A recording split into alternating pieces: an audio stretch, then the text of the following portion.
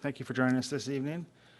This is a wastewater treatment summer 2020 capital funding update for Greaves Road Wastewater Treatment Plant in Area A. Today we'll be talking about capital funding for Greaves Road.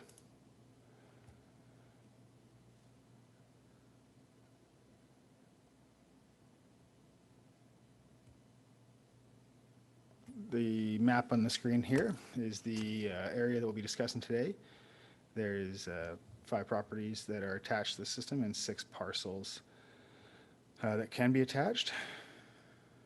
Today we're going to talk about a summary of the review we've conducted to date. We're going to get into a capital funding update. We're going to talk about what's coming up next for Greaves Road Wastewater System, and we'll take some questions at the end of the session. This process started in 2019 with the construction or the development of a wastewater service review. This wastewater service review was a high-level review of all the wastewater services provided by the Sunshine Coast Regional District. We followed that up with a series of specific asset management plans for each wastewater service. These asset management plans put together all the information that we had and put it in one place. It allows us to have a clear concept of what's going on with that service. This process was followed by some community engagement, some fact sheets that were published to help get out some information about what we're doing. We then prepared a revised budget to present to the board for consideration, and following that, a rate adjustment was made.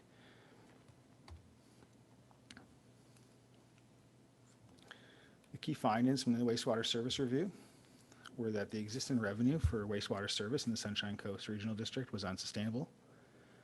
We found that the operations budgets were often greater than the revenues that were generated from user fees. This resulted in contributions to reserve funds being deferred quite frequently. The basis was that future capital expenditures were not planned for, and therefore the ratio of the reserves that had been built were way too low compared to the future capital expenses. Just a recap about how the funding model worked previously. We collected 2 series of fees. One was a frontage fee collected from every single parcel that had the potential to be connected to the wastewater service. And one was a user fee, which was collected from every parcel that was receiving the wastewater service. In that sense, we mean that was connected. These 2 fees combined to make up the operating budget, which was used to pay for the annual expenditures related to running and maintaining the system. It was used to build a capital reserve and an operating reserve. This process was flawed because it didn't always have a forward-looking plan. So the outcomes of the service review is that we've decoupled the user fee and the frontage fee, and the purpose of that is to have clear and transparent understanding of what the money is being collected for. Going forward, user fee revenue, it only funds operation and maintenance activities in your wastewater service, and frontage fees only fund capital expenses. An extensive review of the operation and maintenance requirements was completed for every wastewater service. We audited the operation and maintenance activities to ensure that there was a sufficient amount of operations and maintenance planned for every service area.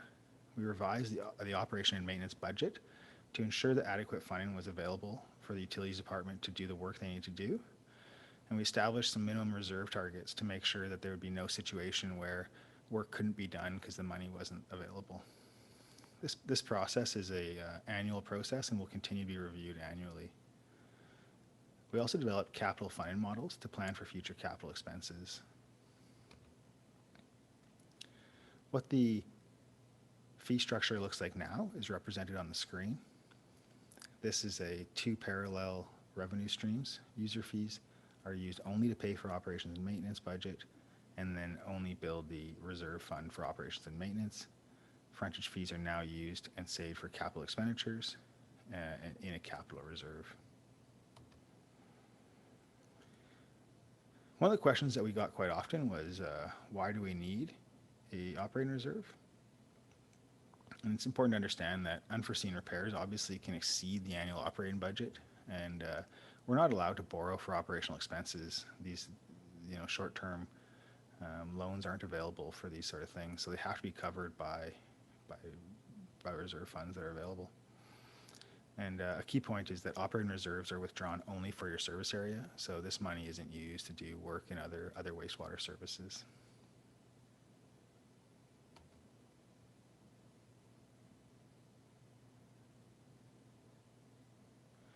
So the impact on wastewater rates that we saw at the Greaves Road are on your screen here. Keep in mind, the Greaves Road wastewater operation and maintenance budget saw an increase of approximately 24%.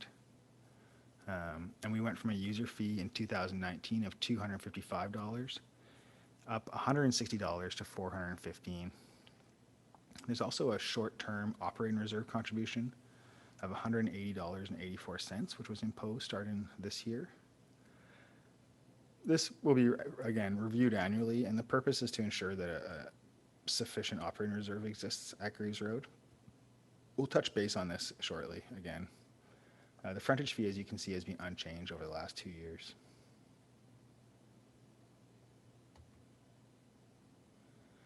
So some of the things we got some feedback during the original presentation of the engagement sessions in December and in January of this year and last year, I suppose.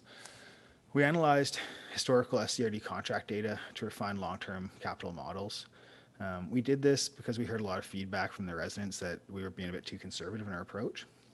And so we came back and we reduced engineering allowance estimates by 3%. We reduced the contingency that we applied to construction by 15%.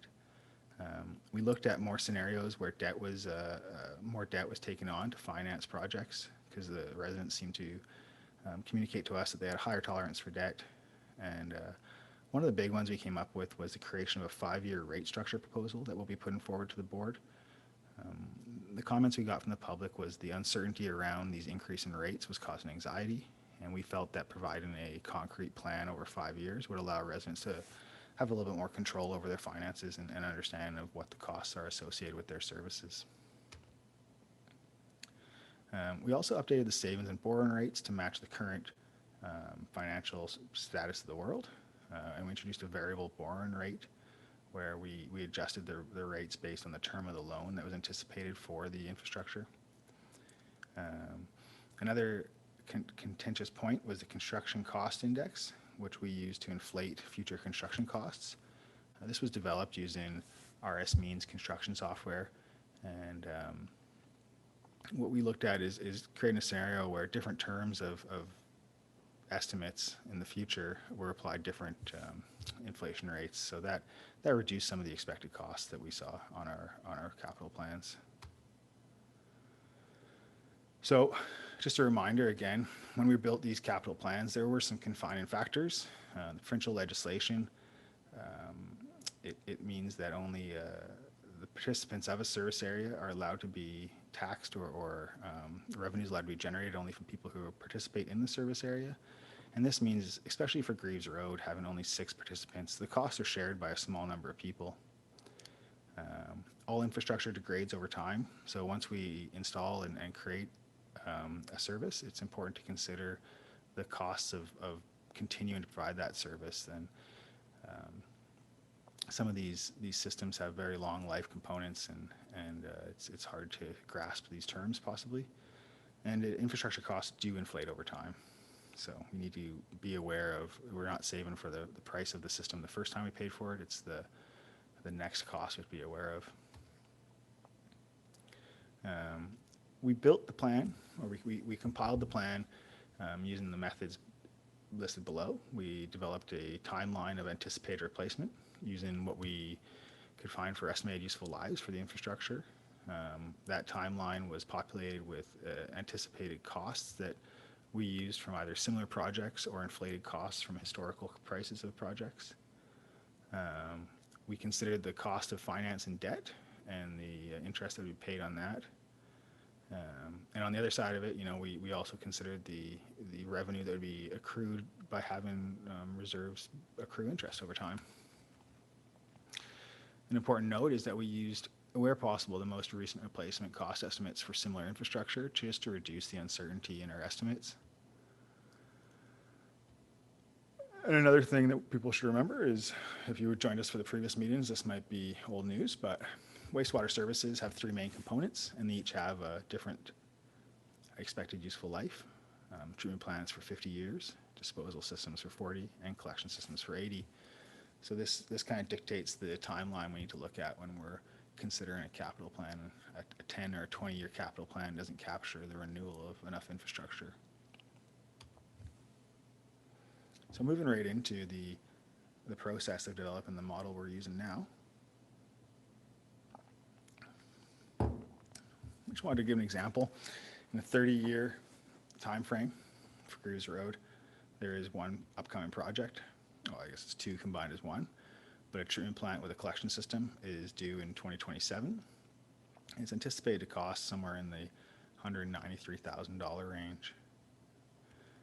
If we continued with the historical rate increase that we've seen to date, which has been $1.13 year increase on average per year, the reserve balance that we would accrue over the next 7 years is clearly insufficient to fully fund the upcoming work. And the result of that, as you can see on the screen in front of you, the yellow line being the reserve balance and the blue line being the anticipated frontage fee. When we get to the renewal of construction or the construction of infrastructure date, we have a huge jump in frontage fees to accommodate the debt payment associated with borrowing to fund that infrastructure. And that's a over $1,700 jump in 1 year. We look at a longer time frame, and we can see that there's nothing in the next 50 years aside from the treatment plant and collection system that we need to worry about. If we back it out to 75 years, there is upcoming work, but it's outside the 50-year range that we'd like to use for a window. And when you're outside that range, there's more uncertainty that we don't think is necessary to tackle at this time. But it would be something that we want to keep in the back of our mind. Regardless of how accurate that estimate is in 2077, we are going to need some reserves built up for that time. So we produced 3 plans for consideration here tonight, and we produced probably about 30 different ones that we looked at over the last couple months here. It's confined in the sense that there is an upcoming treatment plant to be built, and we haven't saved a lot of reserves to date. So this set of 3 plans is to give a range of concepts that we see happening. The first plan calls for a $100 a year increase from 2020 to 2027. And in 2027, we would still need to borrow money to achieve construction costs, and we anticipate the frontage fee rate to jump from $802 to $1,652 that year to accommodate for the debt associated with the construction.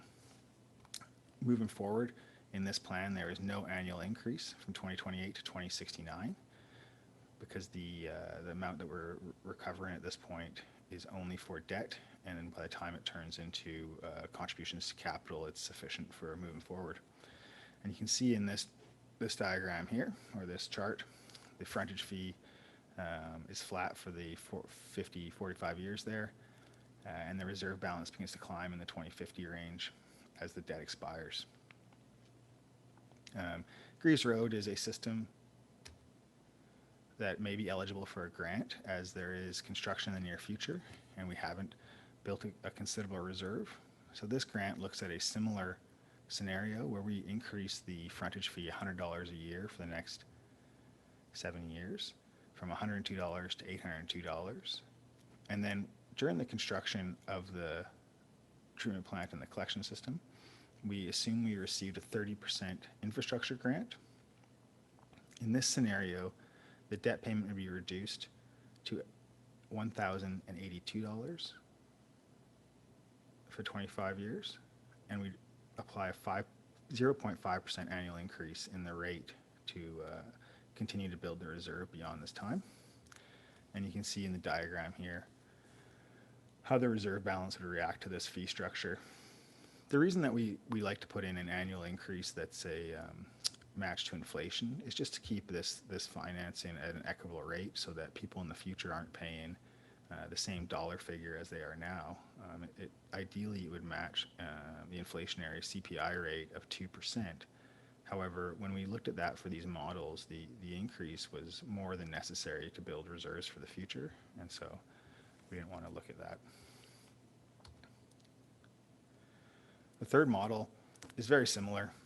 We look at a little bit less aggressive of a rate increase for the next 7 years, $50 a year, and because of the subsequently smaller reserve volume that was built over that time, the debt payments from 2028 to 2053 are greater than the first model.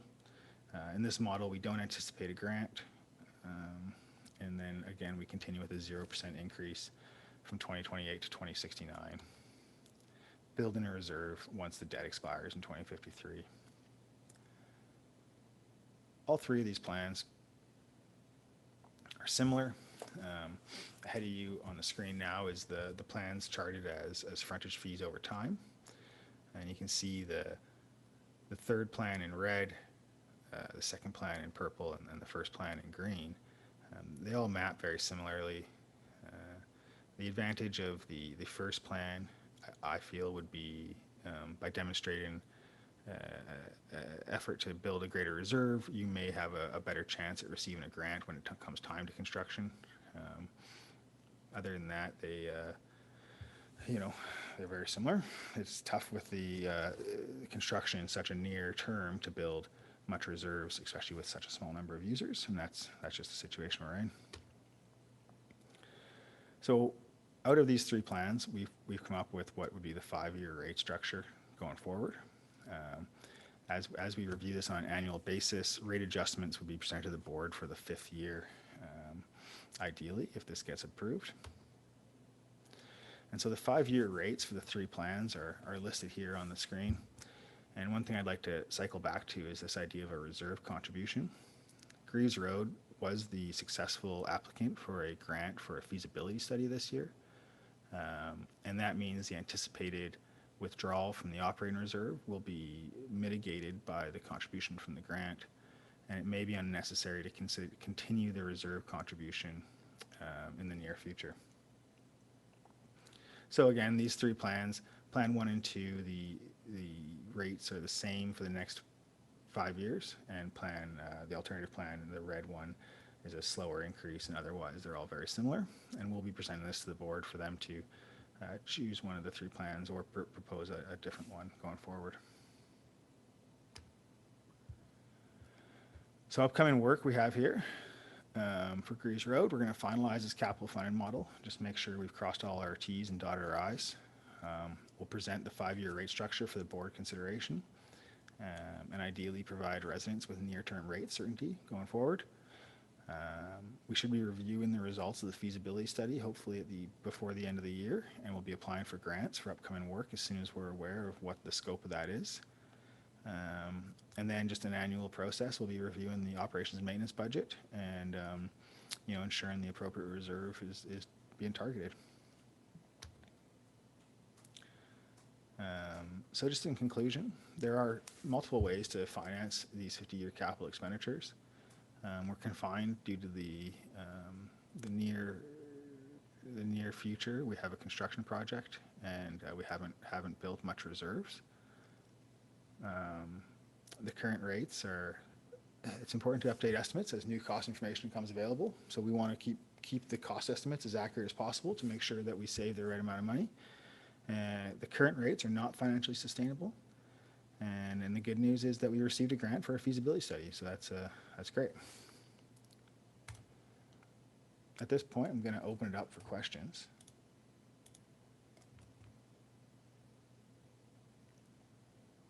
If anyone has any questions and you'd like to ask anything, feel free to put up your hand down below.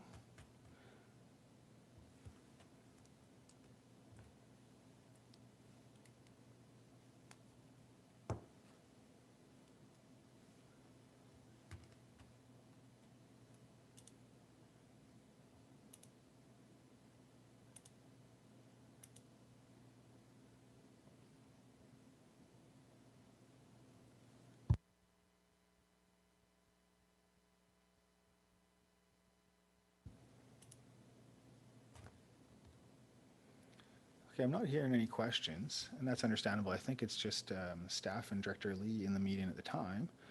Um, Feel free to do some more research. We have information available on your specific webpage, which is www.scrd.ca/Greaves-road. We also have the more generic information available on the SCRD Wastewater webpage.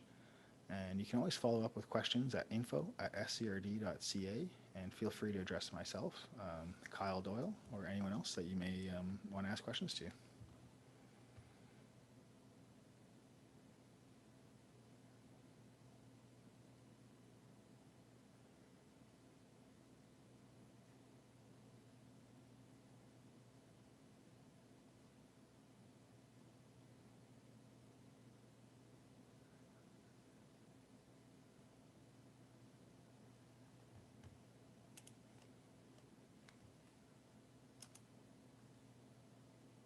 Okay, that's it for now. We're going to end this presentation. Thank you very much for your time, and I hope you enjoy watching this when you see it in the future.